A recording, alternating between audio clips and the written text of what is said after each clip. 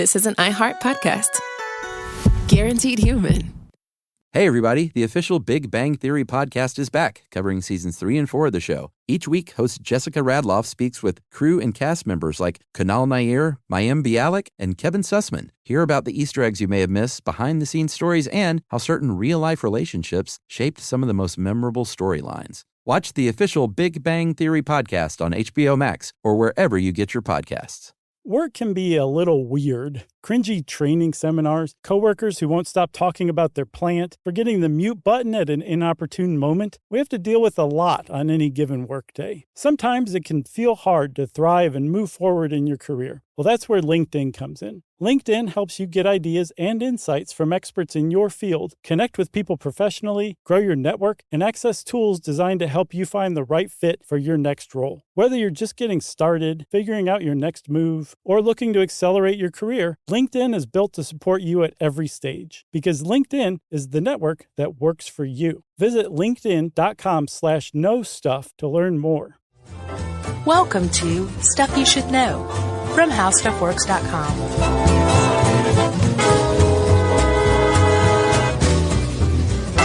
Hey, and welcome to the podcast. I'm Josh Clark. There's Charles W. Chuck Bryant. There's Jerry, and this is Stuff You Should Know, the podcast. Tear down the wall. Tear down the wall. Can you say it in German? No. It would be more authentic. Yeah, I was Tear down the wall. The wall. Yeah, I think that's it. Yeah. That's right. I should know what that is in German.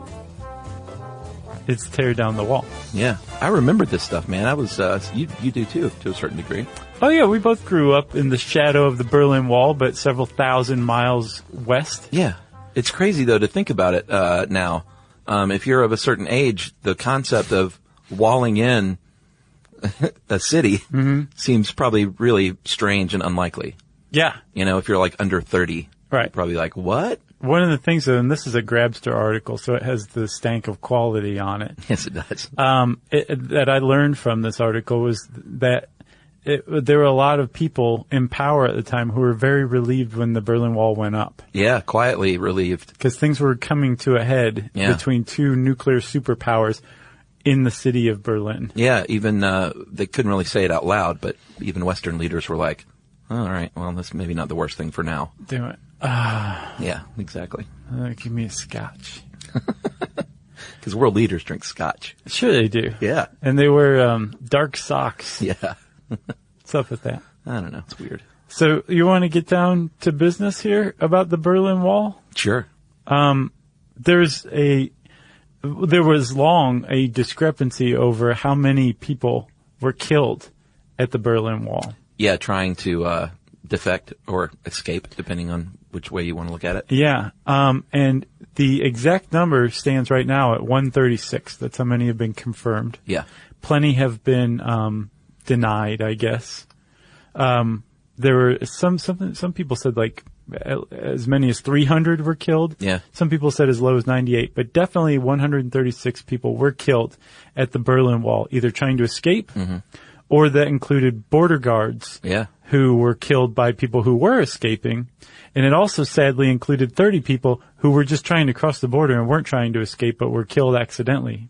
Yeah, it doesn't sound like a super high number, and I guess it's not in the grand scheme of things, but it didn't need to be. Like, when those first people, and we'll get to who they were, when those first people were killed, it sent a very strong message.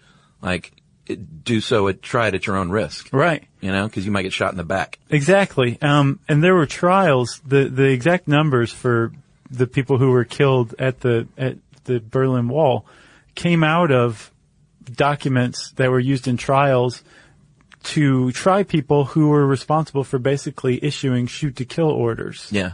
And, it wasn't clear from the get-go just how porous the border was, even though there was a wall. But, when they started shooting people and putting in landmines, it became clear, like, this is you try to cross this border now at the risk of your own life. Yeah. They're not messing around. Apparently, a pregnant woman was shot and killed trying to defect. Yeah. So, yes, we'll talk about them, but there's plenty of this wall, the Berlin Wall, that I didn't understand. And I guess I didn't really understand the context And again, the Grefster did a really good job of like getting down to the nitty gritty of like where the whole thing started. And it finds its roots back in World War II, at the end of World War II specifically, after Germany surrendered on May 7th, 1945. Are we getting in the Wayback Machine? Oh, you want to? Yeah, we got to blow the dust off of this thing. This is a dangerous time we're going back to, just be forewarned. You have to go prime the engine as well. Gotta pump that little bubble because it's been a while. Yeah. Start her up. Sounds like it's working.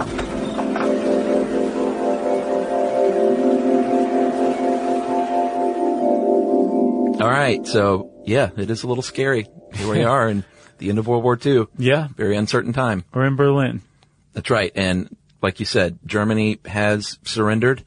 But things were a little dodgy before that because Russia was initially against the Allied forces, which were the United States and France and Britain. Yeah, they had a treaty with Germany. Yeah, but then Germany, like, Hitler was one to do, changed his mind, said, you know what, I'm going to invade you guys too. Which is pretty stupid because, as everyone knows, you don't start a land war in Russia. It didn't work out too well in the end.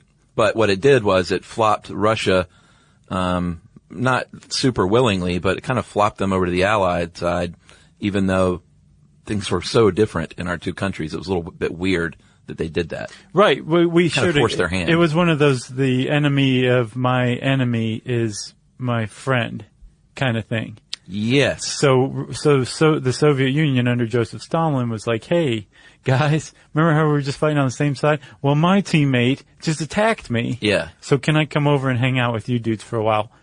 What was weird was that this is a totalitarian communist regime asking democratic countries to come fight on their side. They were probably like, but how about that Hitler guy? Forget about us for a minute. Yeah. Like, we should all get together and stop him. It says a lot about how much everybody hated Hitler. Yeah. Yeah. But, like we said, in 1945, Germany did surrender. And oddly, and it's still strange to think about it, they decided to divide Germany up into 4 zones. And then within one of the communist zones, the East German zone, they divided the city of Berlin up into 4 zones. Right. Such an odd idea. Well, the thing is the Soviets had a seat at the table at the Yalta Conference because they were one of the victors, one of the Allied victors at the end of the war. And even though the Allies knew, like, this is really weird having the Soviets there, who knows, maybe it can generate goodwill. Sure. We don't know what's going to happen. Yeah. So they get an even piece of the pie. And that's what they did. They divided Germany up into 4 zones, and France, Britain, and the U.S. eventually merged their zone, and that became the Federal Republic of Germany, also known as West Germany. Yeah. And the Soviets said, we're just going to keep total and complete control over our side of Germany. Yeah. We'll call it the German Democratic Republic, and we're going to start a puppet state in there. I think the thing that really surprised the Allies, though, was that the Soviets took the chaos at the end of World War II as an opportunity to invade and occupy a bunch of other formerly independent countries. That's what really caught everybody by surprise. Yeah, and that they basically formed what was to be known as the Iron Curtain, this isolation that they basically put on all these countries that they invaded. They just cut them off from the rest of the world. Yeah. And that was the Eastern Bloc, and America and everyone else was like, well, didn't see that coming. Yeah. But there was an anomaly to the Iron Curtain. Like, it was sealed. Like, all the borders in all of the Eastern Bloc countries were closed and guarded. And so there was this Iron Curtain between the Soviet bloc and the West. But there was this one little pocket, like as part of the Yalta Conference, Berlin, which is totally in East Germany, was also divided up into 4 quadrants. And Britain, France, and the U.S. merged theirs together. Sure. And that was West Berlin. Yeah. And there was also East Berlin, Soviet-controlled East Berlin. So within Soviet-controlled East Germany was a little island called West Berlin that was controlled by the West German government, the Allies, and there you have it. I don't think it wasn't a recipe for long-term success. No. And I don't think anyone thought it would be. I don't know. I mean, why would you go to the trouble if you thought it wouldn't be? I don't know, maybe just to temporarily quell things. I mean, surely they didn't think that would be like that forever. Well, it's almost like they went in after Yalta, whistling with a powder keg. Yeah. And just set it down in the middle of East Germany and paid out some fuse and lit it and whistled as they walked away. That's what they did when they divided East and West Berlin. Yeah, and there wasn't, like the Western nations weren't thrilled with all this, but there wasn't much we could do because they had nuclear bombs and we had nuclear bombs and no one wanted that to happen. So there was a lot of spying and a lot of name calling, a lot of speeches and rhetoric. But there was also a lot of kidnaps, a lot of bureaucratic delays, a lot of feet dragging. Yeah, but in the end it wasn't going to lead to another war. No, because like you said, both sides had nukes. That's right. So nobody could step up and provoke one another militarily, right? No, I mean, not to that degree. So life was really weird in Berlin, in West Berlin in particular. In East Berlin, it was just part of the rest of East Germany. But again, West Berlin was this little island in East Germany. And there was rail and highway connections to the west. Well, they shared an infrastructure. Yeah. It's a weird thing to do. Like a mail system, trains, it's a hard thing to divide a country like that and a city within a country. Right. Yeah, that made it even weirder. And I guess it carried on like that for a little while, and then the Soviets were like, yeah, we really didn't mean anything when we agreed to this, so we're going to cut off all this transportation in and out of the city. And they basically blockaded West Germany from being helped by the West through rail and through car. But the Allies could still land planes in and out of West Berlin. Yeah, well, they were trying to choke them out, basically, and just say, good luck without food and supplies. Yeah, we're going to take over the city now. And the Americans said, oh, yeah, how about the Berlin airlift, buddy? How about sorties landing every 2 minutes, 24 hours a day, bringing in all the supplies you need through a very tight corridor?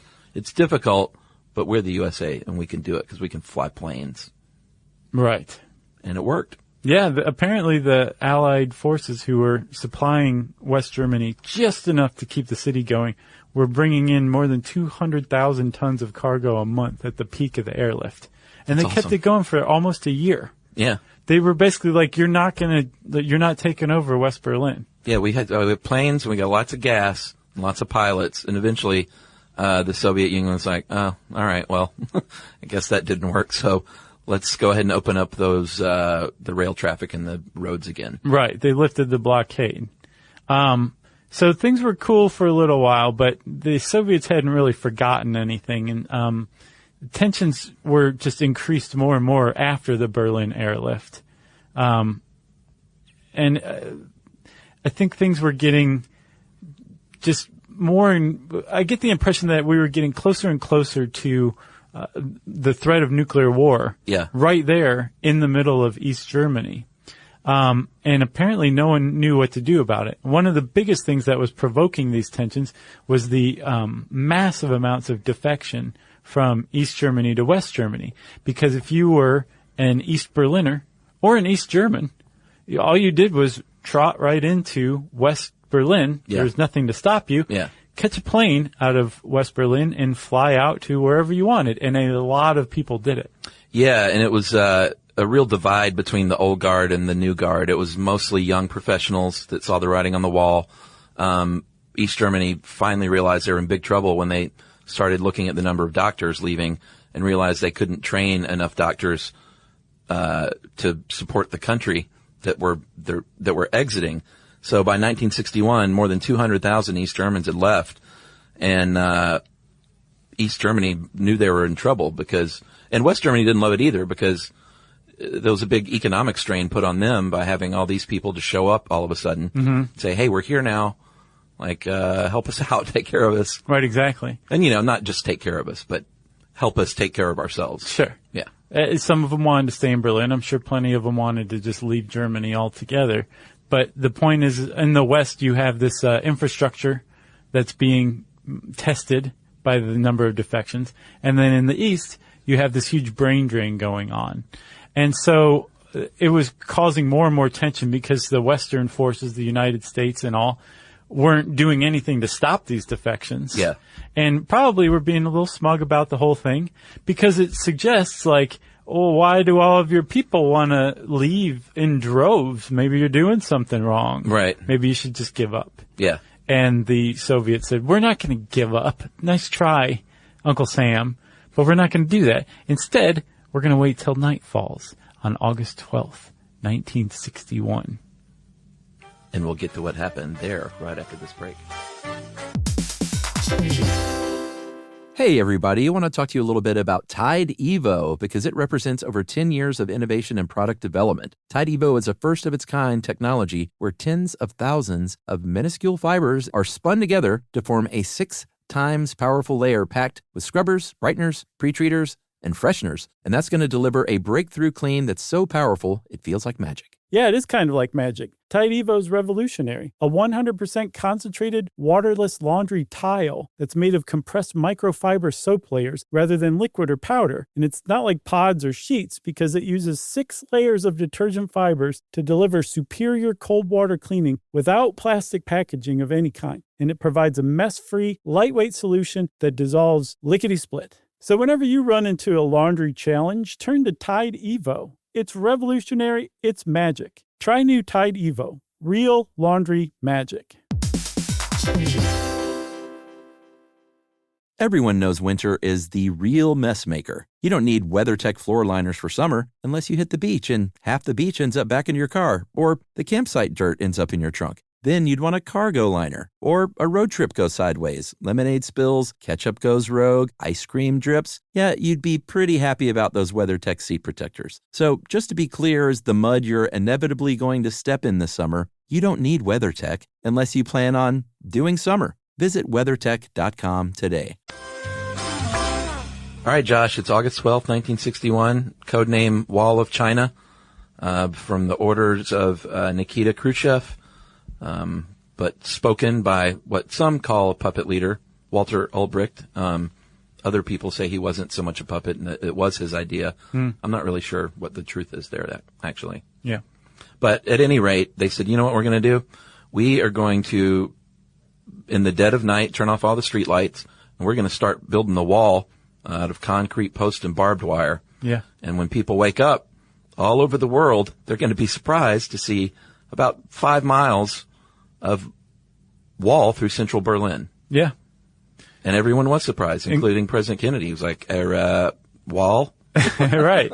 And at first it was kind of a skimpy wall. It was, I mean, not just symbolic, like there were coils of razor wire and that kind of thing. Like it was intended to block people, but it was nothing like the construction that would follow. And a lot of East Berliners saw the writing on the wall and said, if we now have a narrow chance of escaping, so we're going to try it. Yeah, and at that point, the initial few days, they closed 67 of the 81 checkpoints, sealed those off, put armed guards at the rest of them, and they closed the train stations. Yeah, closed the train stations, and then they began in earnest what was called the first generation wall. Was the initial phase, and it was crude and didn't even have a foundation. They basically used bricks from bombed out buildings, yeah, and mortar, and just kind of started putting up whatever they could to form the initial wall. Right. And then how long after that until they started to build what we came to understand as the Berlin Wall? I think a few years. I mean, they had to get that first initial phase fully built, and then I think a few years later, they started work on fortifying it and making it like a real wall. So, like when we say this happened overnight, it literally happened overnight. Yeah. And there were some unfinished parts here or there and some pockets that you could conceivably like make a run for it. Yeah, it took a while. A literal last ditch attempt to run through. Yeah. But it was put up fast enough in a substantial enough amount that people were trapped on either side. Yeah. Like overnight. If you had a one night stand with a lady on the other side of the wall and you woke up and you're like, I got to do the walk of shame back over to my apartment, you were met with barbed wire fence and guns. And that was that. And you married that lady. There was a woman who gave birth to a son and ended up on different sides a few weeks after her son was born, and he was basically raised in West Germany, and she was thrown into a prison in East Germany for a while. There were a lot of stories of people who were just separated overnight from their families. A lot of parents suspected that that some sort of border enforcement was going to be put up at some point. Yeah. So they're like, well, we need to get over to West Germany. But they tried to do it right. They went over and they rented an apartment, left their kids back there, got jobs, started to save money until they could move their kids over. And some families were cut off because they didn't get their kids over in time. Yeah, and again, this was all violated the Yalta Agreement. I mean, it was all these treaties were completely violated, and it was illegal. But once again, quietly, a lot of it was a burning kettle, a boiling kettle. Yeah, burning and boiling kettle. Yeah, and things were not looking good. So everyone was kind of like, all right, maybe this will at least quell things for now, and it's not the worst idea in the world. Yeah, because... But don't quote me on that. No, and if you were a West Berliner or an East Berliner, but especially a West Berliner, you did think it was the worst idea in the world. Sure. And when it became clear that America and NATO weren't going to do anything about this, there was a deep sense of betrayal by West Berliners. Yeah, they were like, come on, America. Yeah. But this spot in East Germany where the Soviets had been hemorrhaging face had been cauterized for now. And like you say, the West was secretly relieved. One of the things about this wall that I didn't know until this article was that it wasn't just a straight line. It was a circle. Yeah, the one that enclosed Berlin enclosed fully in a circle West Berlin. Yes, and the reason why is because, remember, West Berlin was an island in the middle of East Germany. So you couldn't just cut off East Berlin from West Berlin. You had to cut off all of East Germany from West Berlin. Yeah. And the only way to do that was to encircle West Berlin with a wall. That's right. Like a prison almost. Yeah. All right. Well, I guess we should talk a little bit about the wall, the physical wall, and what it was like. Eventually, when it got to the final, well, it evolved over the course of, many, many years. But the second phase was when they had the legit 12 to 15 foot concrete, studded rebar walls with guard towers and guns. They were topped with, tubes to make it hard to get a hold. There were really two walls. There was the first, run of barbed wire and these tank traps.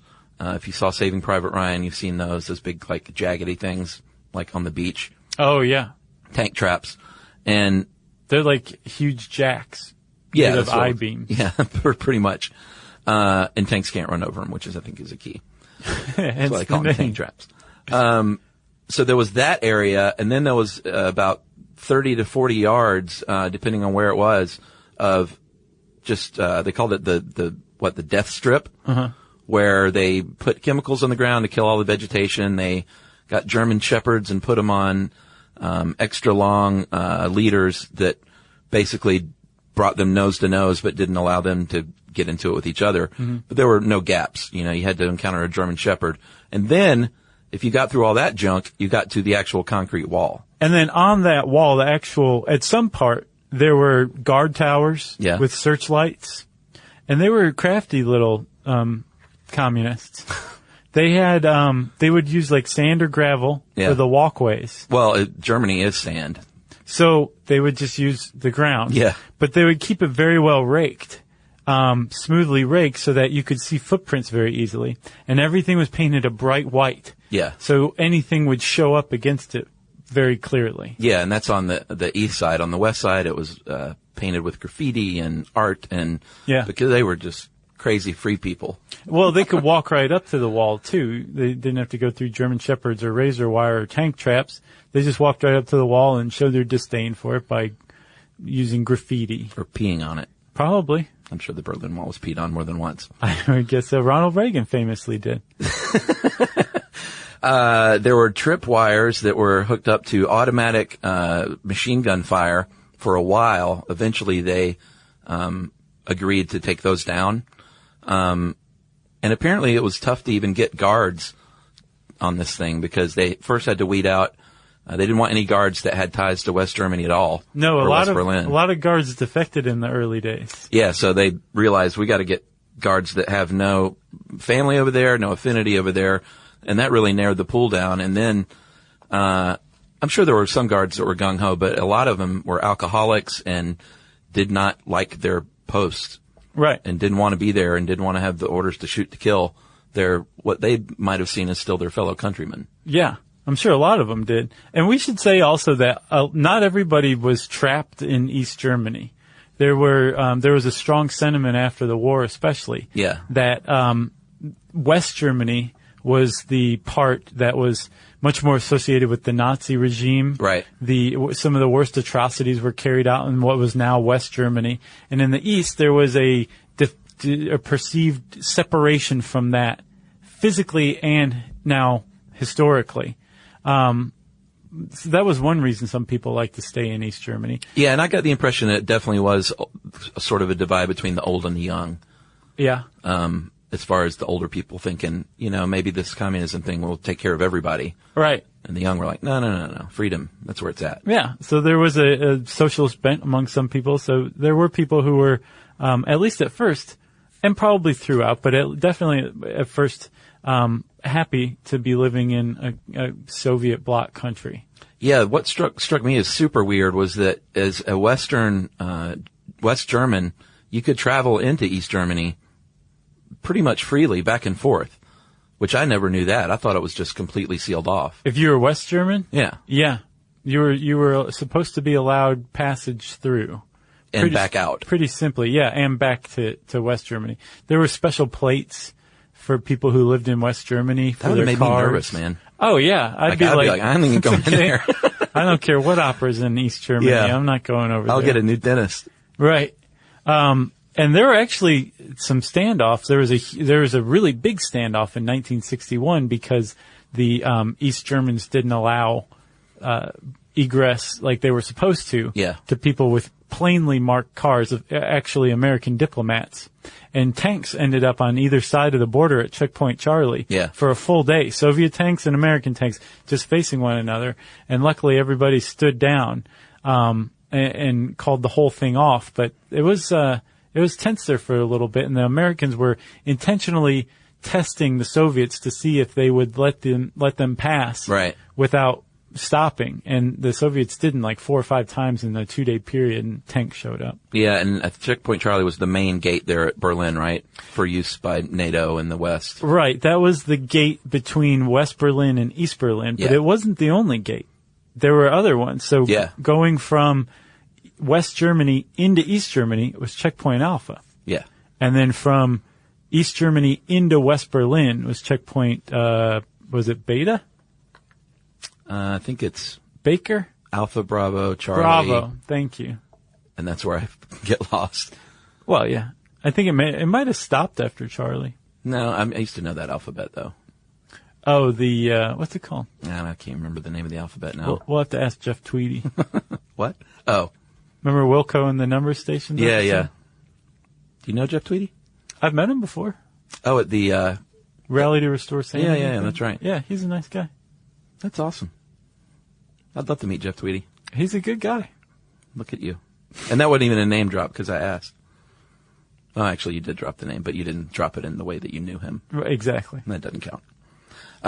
So there are lots of awful stories about people trying to get across and getting killed like we talked about, and we'll highlight a few of those right after this break.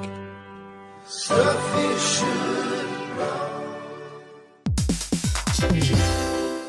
Hey everybody, I want to talk to you a little bit about Tide Evo because it represents over 10 years of innovation and product development. Tide Evo is a first-of-its-kind technology where tens of thousands of minuscule fibers are spun together to form a 6 times powerful layer packed with scrubbers, brighteners, pre-treaters, and fresheners. And that's going to deliver a breakthrough clean that's so powerful, it feels like magic. Yeah, it is kind of like magic. Tide Evo is revolutionary. A 100% concentrated waterless laundry tile that's made of compressed microfiber soap layers rather than liquid or powder. And it's not like pods or sheets because it uses 6 layers of detergent fibers to deliver superior cold water cleaning without plastic packaging of any kind. And it provides a mess-free, lightweight solution that dissolves lickety-split. So whenever you run into a laundry challenge, turn to Tide Evo. It's revolutionary. It's magic. Try new Tide Evo. Real laundry magic.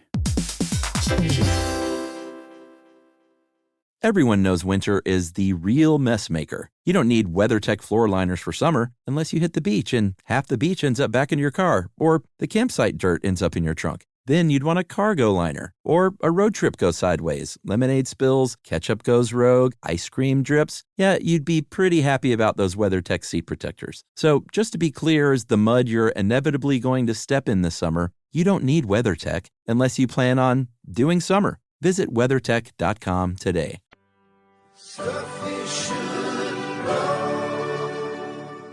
So one of the problems with building a wall is that it's not necessarily going to follow the easiest path. Right. So there was a street called Bernauer Street where there were literally apartments that were straddling the Berlin Wall. So like if you were standing in your window and like you leaned your head out the window, your head was hovering above airspace of West Germany and your feet were in East Germany. Yeah.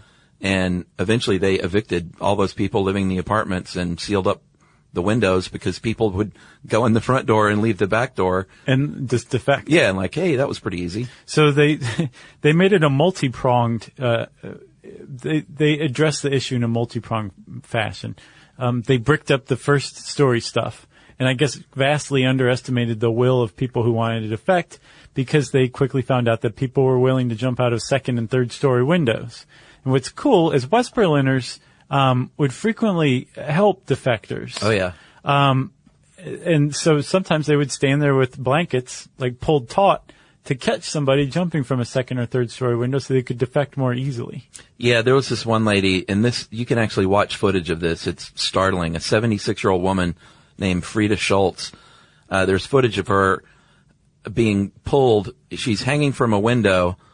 Well, not from a window. She's hanging from out of a window by East German policeman, and there's West Germans pulling her by the feet.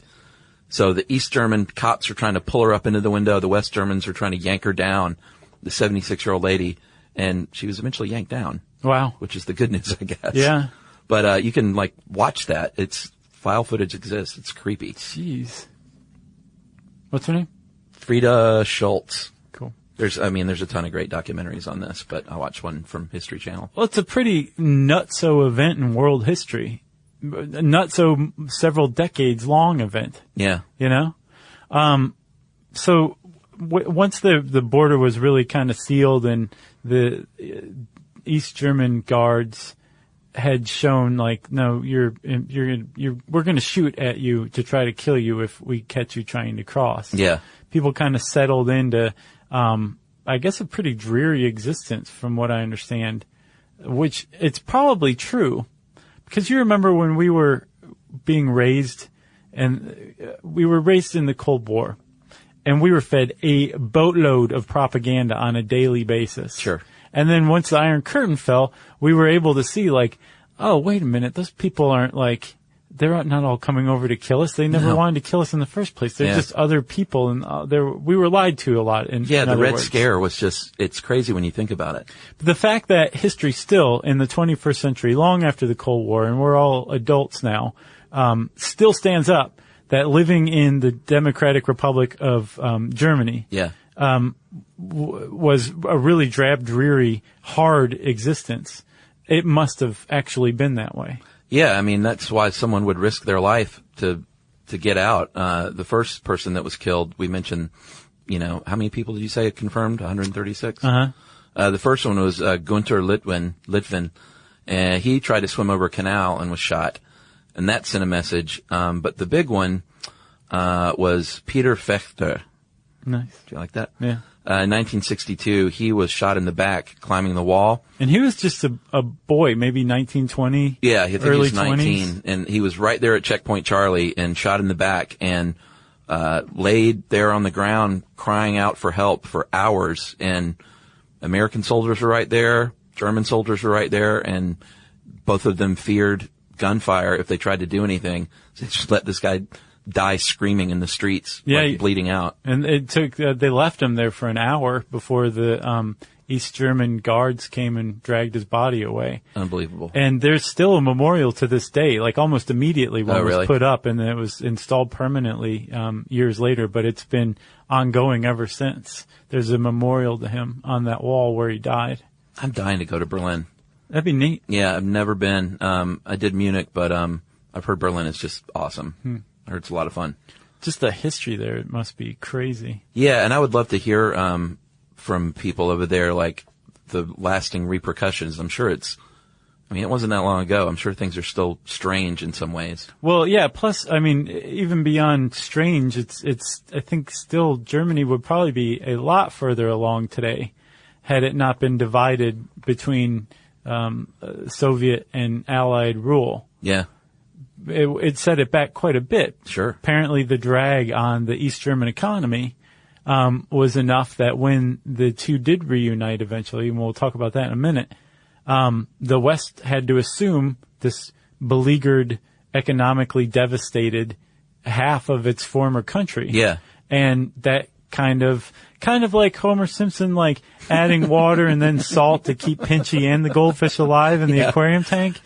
Where both just kind of floating there half alive. Right. That's what happened with Germany after reunification. That's good stuff. That is the reference that I've gone to more than any other, I think. What, Simpsons? Or just that one? Pinchy one, yeah. I don't think I've ever remember you using that one. Oh, that's like the 5th time. Really? Yeah. All right. That's my fault.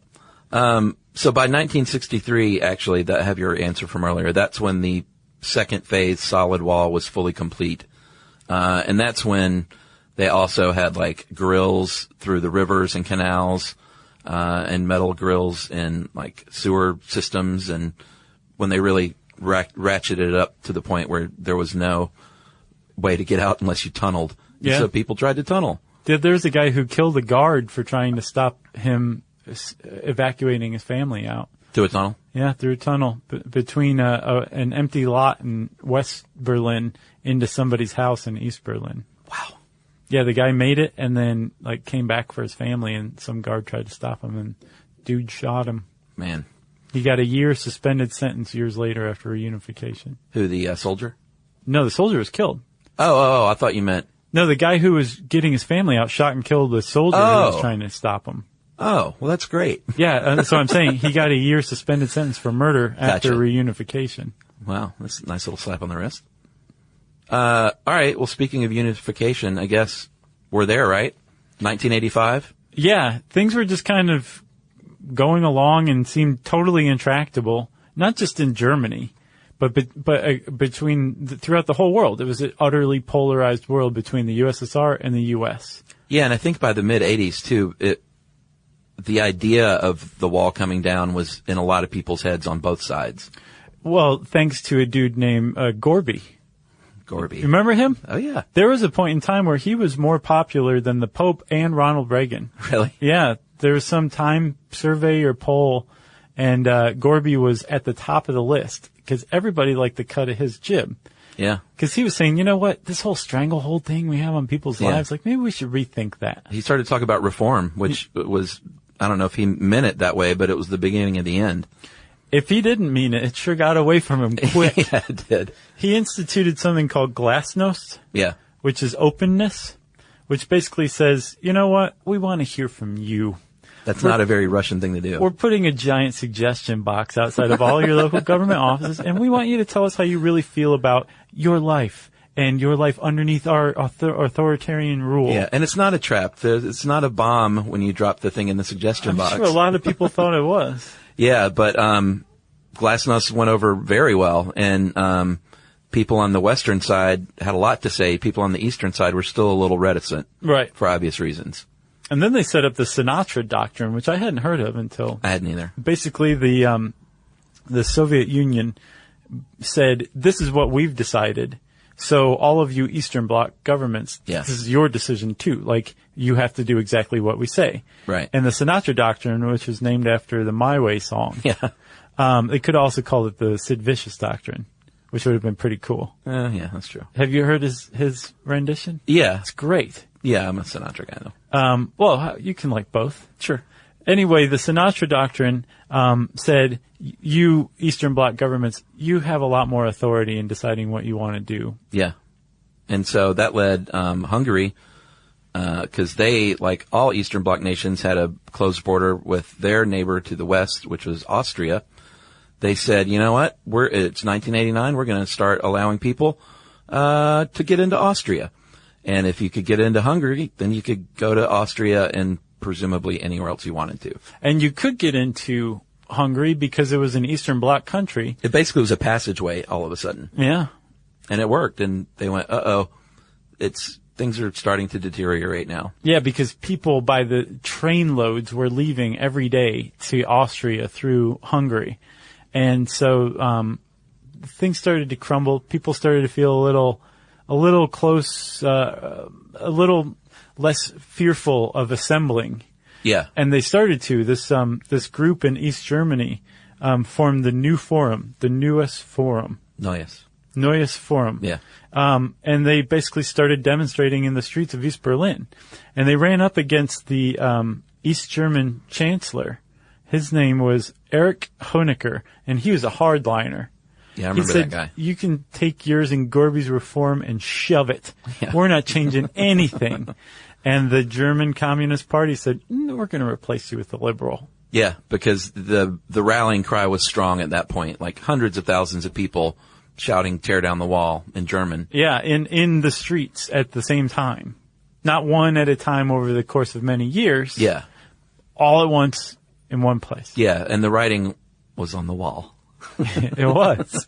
And in a very unceremonious way, in fact, they didn't even tell the guards that they were doing this, which was led to a lot of chaos, and they're lucky it didn't lead to people getting shot and killed. But they didn't even inform the guards that they, on November 9th, 1989, announced, you know what, you can start traveling abroad. You're going to be allowed permanent departure. Right. People are like, wait a minute. Are you saying what I think you're saying? It sounds like we can leave now. And they all went and assembled at the gate, and that Yeah. same official was like, wait, I haven't read off the pork futures prices yet. That was my next announcement. And the guards, though, they did gather at the gates, like, en masse, and the guards were like, what is going on here? We didn't get any memo of any free passage. But at that point, it was kind of too late, and people basically stormed the gates and took out their little hammers and started tearing that thing down themselves. Yeah. And I remember freshman in college, man, it was huge and awesome. Like, I had no stake in this fight other than believing in freedom. And it was a powerful thing to watch on TV. It was amazing. I watched it too. I was begging my mom to like hop a flight to Berlin that Let's night. go. I was like, let's go. This is so huge. She said, maybe let's wait a little bit. Well, you know what was cool was if you were an East Berliner who came over to West Berlin that day, you were greeted with a welcoming gift of 100 marks. They gave out 8 million marks that day. No, 80 million marks. Because there were 800,000 people who were each given 100 marks. That's crazy. So they gave out 80 million marks to people coming over that And they day. went to the first beer garden they could find. Yeah, oh man, and I'm they sure. reinvested it right back into their new economy. Yep. And shortly after that, within a couple of years, the Soviet Union collapsed. Yeah. And if this rang your bell, you should continue things on by going and listening immediately to the Who Won the Cold War episode. Yeah. It's a good one. Yeah, we got a nice little batch of that time period. Yeah. A nice batch of podcasts. Yeah. It's good. We should do Cuban Missile Crisis at some point. Let's.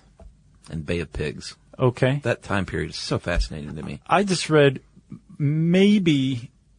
definitely in the top 5, but maybe the best magazine article I've ever read. About elevators? No, that's the best one about elevators. This one again is in the New Yorker. You know, the New Yorker has its archives open through the summer. Yeah. They're trying to get you hooked so that when they put up a paywall, you'll subscribe. I subscribed for a while, but they started stacking up, and it Yeah. intimidated me. So Same I thing with canceled The it. Economist. Yeah. Man, those things, they start accumulating quick. Yeah, because you can't. It's not a quick read. But you can get a digital subscription. True. But the point is, I've been reading a lot of New Yorker lately, and I read this one article called The Yankee Commandant. Uh-huh. And it's about an American who traveled to Cuba to fight along Castro as this idealist freedom fighter. And just his plight, it was amazing. Wow. But he was there for like the Bay of Pigs, and like, it was pretty amazing stuff. Totally worth reading, and it's free right now. That's a movie waiting to happen. I can't believe it's not a movie yet, because this is the 60s that we're talking about, late 50s, early 60s. Whoever wrote that needs to talk to Josh Bierman. Yeah. Say, how do you do this, buddy? I can't believe it's not in the works already. It might. I bet you it is. What was his name? Do you remember? His name was William Morgan. Bill Morgan. Interesting. Yankee Commandant. Leo DiCaprio, perhaps? Maybe. Maybe. I guess so. Who did you cast in your head? I cast Bill Pullman for a second. Oh, yeah. Because he kind of looked like him, but Bill Pullman's, he's just too old. This guy was like late 20s, early 30s. Yeah. So who's the 20-ish Bill Pullman? That's a tough one. You mean Pullman or Paxton? Pullman. Pullman, okay. I know the difference between the two Bills. Yeah, I was just making sure. Why don't you guys let us know? We'll do a call out in a minute. Which one? Casting call? Which one? Who plays Bill Pullman as a late 20s, early 30s person? Okay. If you want to know more about the Berlin Wall, you can look up this article on howstuffworks.com by typing those words into the search bar. And since I said search bar, it's time for listener mail. I'm going to call this Favorite Day Stories. Remember you put out a call for that? Mm-hmm. And People's Best Day? And this one's pretty good. This is from Ashley. Immediately thought of the day that I met my best friend. I was in the 5th grade, and my parents were building a pool in the backyard. We hadn't filled it yet, though. And lots of new friends show up under those circumstances. Oh, no, this takes a sad turn here. We hadn't yet filled it, though, and the cats that we had would have a nasty habit of falling in at the empty pool and not being able to get back out without our help. One night, it rained a lot, filled the pool up some, and my cat, my childhood companion, ran into the pool and drowned. Oh, no. I know. I was reading this thinking, how's this your best day? Are you some kind of a sick person? She continues. I didn't really like the cat, and this really handled the problem that I'd had for a while. She does say parenthetically, trust me, the story gets a lot better, I promise. I woke up to my dad telling me not to go outside because Rosie had drowned. I went to school not really knowing how to feel, and as my teacher was giving the morning announcement, I burst into tears. She asked what was wrong. I told her what happened. She didn't know what to do with me, and none of the other kids would even make eye contact with me. I had never felt so alone in my entire life. That is, until someone reached out and held my hand. It was this girl in my class who I'd never really noticed before, but she took my hand and said, "It's going to be okay." And that has been my best friend for 11 years now.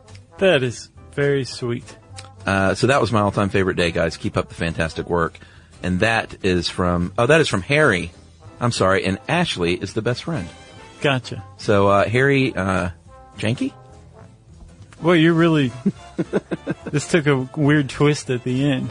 I just don't know how to pronounce it. Jahnke? Harry Jonka? Honka? Honka? Who knows?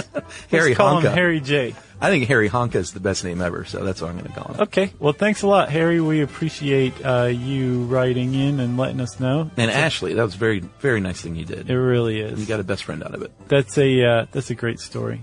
Again, if you could tell us who is the late 20s, early 30s Bill Pullman, we want to know. Yeah. You can tweet to us at SYSK Podcast. You can join us on Facebook.com/Stuff You Should Know.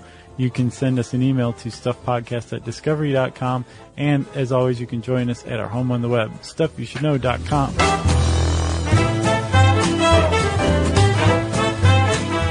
For more on this and thousands of other topics, visit howstuffworks.com.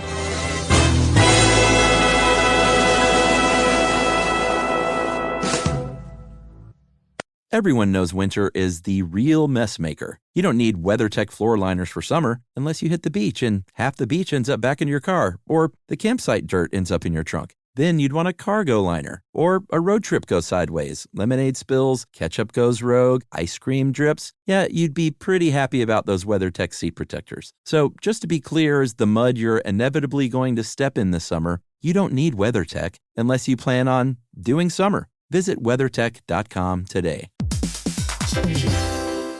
Hey everybody, here's a fact for you. In the United States, there is a break-in every 26 seconds, and that means that somewhere right now, an intruder is getting closer. And the problem with most security systems is that they only alert you after the break-in has started, and that's too late. Well, that's what makes SimpliSafe different. They use alerts. SimpliSafe's US-based live agents, they identify threats on your property and help deter them before they actually break in. So the intruder never gets into your house. The crime is stopped before it even starts. That's right. And another great thing about SimpliSafe is they have no long-term contracts. They give you peace of mind and great value with their monitoring deterrence plans because they just start at about $1 a day. Yeah, SimpliSafe sent us a setup years back, and I still use mine every day. Yeah, and apparently setup, you can do it by yourself in under 30 minutes. So it's a really good value and it doesn't take long. So if you want to experience the SimpliSafe peace of mind, you can take advantage of the SimpliSafe discount offered to Stuff You Should Know listeners. Right now, you can get 50% off your new system by visiting simplisafe.com/stuff. That's half off at simplisafe.com/stuff. There's no safe like SimpliSafe. This is an iHeart podcast. Guaranteed Human.